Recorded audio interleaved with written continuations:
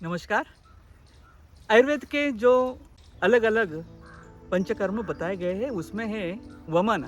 वमन विधि के लिए जो वृक्ष की फल उपयोग में लाए जाते हैं, ऐसे एक वृक्ष के बारे में हम जानकारी लेने जा रहे हैं। उसका नाम है मदन फल, जिसको मराठी में गेला बोला जाता है और साइंटिफिक लैंग्वेज में इसको काटोनारेगम स्पाइनोसा ये बोला जाता है।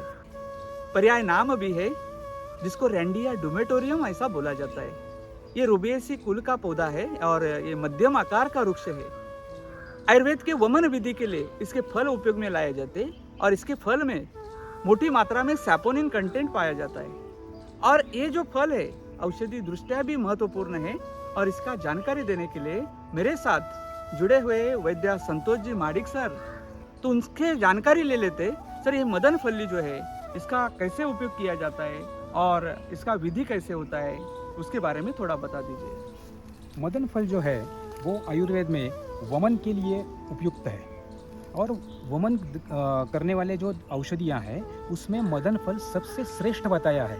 क्योंकि इससे वमन जो होता है वो सुखपूर्वक वमन हो जाता है, कोई भी उससे कॉम्प्लिकेशन उसमें नहीं होता। इसके लिए उसका क्वाथ बनाते हैं और उस क्वाथ का उपयोग वमन के लिए करते हैं। दूसरे और उपयोग सर इसमें और भी है, जैसे कि ये जो फल है उसको पीसकर हम एब्सेस यानी विद्रदी के ऊपर भी लेप के स्वरूप में लगा सकते हैं। महाराष्ट्र में एक ट्रेडिशन है, उसमें जब मम्स जैसे उसको गलगुंड बोलते हैं, यहाँ पे एक सूजन आ जाती है, उस पर भी ये जो मदन फल का जो छिलका है वो पीसकर उसका लेप दिया जाता है। वो ट्रेडिशनली बहुत ही सक्सेसफुल उपयोग है जी। वमन के अलावा मदन फल को बस्ती के माध्यम में भी उपयोग करते हैं। आपको मालूम ही होगा कि बस्ती एक पंचकर्म की एक महत्वपूर्ण ट्रीटमेंट है जी। उसमें जो काढ़ा गुदमार्ग से दिया जाता है तो पक्वाशय का शोधन मदन अच्छी तरीके से करता है। ये जो प्रजाति है, ये जो फल है, ये निद्रा नाश में भी काम आते हैं। अभी हम देख रहे हैं कि लोगों को नींद नहीं आती है तो निद्रा नाश के लिए भी काम आती है। ये जो फल है ये अतिसार में भी काम आते हैं। ये ज्वर के लिए भी, जैसे कि हम ताप बोलते हैं, बॉडी फीवर बोलते हैं, इसमें भी काम आते हैं। बहुत ही गुणकारी ये जो फल है मदन फल, ये औषधि तो है, ये आयुर्वेद के दृष्टिकोण से भी है महत्वपूर्ण है। आप कुछ बताना चाहते हैं सर? मदन फल जैसे सर ने अभी बताया कि निद्रा नाश के लिए उपयोगी है, उसका नाम ही मदन क्यों है?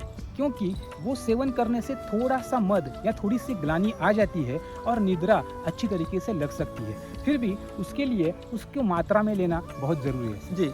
ये जो गुदगुदा ट्री है एक अनोखा ट्री है, मध्यम आकार का है। हमारे पश्चिम घाटी में, हमारे मध्य प्रदेश, महाराष्ट्र, गुजरात, राजस्थान एक क्षेत्र में ये पाया जाता है। लेकिन ये अनोखा इसलिए है, ये जो मैंने गुदगुदा नाम बोला, इसके ट्रंक के ऊपर अगर तने के ऊपर आप गुदगुदा करते हैं तो आपके ये पौधा जो है इसके पत्ते हिलते हुए आपको दिखाई देंगे। लेकिन औषधि दृष्टया ये वृक्ष बहुत ही महत्वपूर्ण है और इसका हमें लागत करना, इसका रोप बनाना जरूरी है। इसके फल के अंदर बीज होते हैं। ये जो फल है पकने के बाद उसको बीज को अलग किया जाता है और बीज जो है पानी में डालकर एक रात भर उसको रखा जाता है। उसके बाद जो बीज है लेकिन फल जो है ताजे होने चाहिए और बीज भी ताजे ही निकाले हुए हमें अगर रोप बनाना है तो वो चाहिए, तो हम अच्छे तरह से उसका रोप बना सकते हैं। यहाँ पे आप देख सकते हैं कि एक साल में इसका रोप जो है 1.5 या 2 फीट का हो जाता है। और ऐसे रोप के ऊपर आप यहाँ पे देख सकते हैं कि पत्ते जो है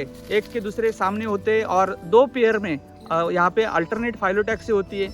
यहाँ पे कांटे भी होते, कांटेदार वृक्ष है सर, ये मध्यम आकार का कांटेदार वृक्ष है। और ये जो वृक्ष है महत्वपूर्ण होने के कारण जरूर इसके बारे में जानकारी लेना जरूरी है। गाँव में, बगीचाओं में ये वृक्ष उसका कल्टीवेशन, कॉन्जर्वेशन होना जरूरी है। तो ये वमन के लिए उपयुक्त वृक्ष गुदगुदा ट्री, ये मदन फल्ली हम जरूर लगाए। उसके बारे में जानकारी लेके RCFC से या हमसे संपर्क करके अधिक जानकारी ले सकते हैं। धन्यवाद।